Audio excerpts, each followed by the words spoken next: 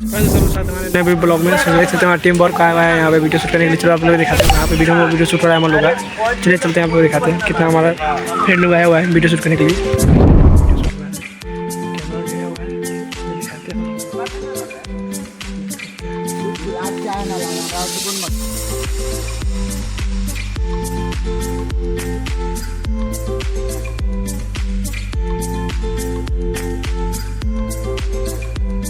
Blog में आप लोग का स्वागत है और इस ब्लॉग को बनाने में मुझे 4 से 5 साल लग गए, लेकिन मैं इसको 2020 की कोशिश कर रहा हूँ।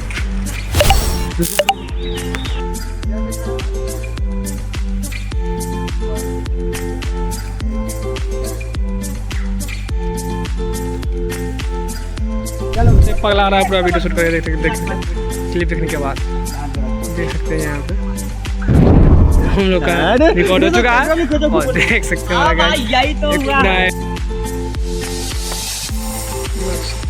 हमारा वीडियो शूट हो चुका है, चालू हो चुका है वीडियो शूट। तो देख रहे हो टीम यहाँ पर काम कर रहा है।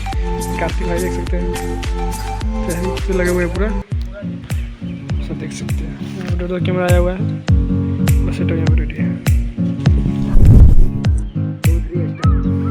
ऐसा भी नहीं है कि ये मेरा पहला ब्लॉग, 3 साल पहले भी मैंने ब्लॉग शूट किया था।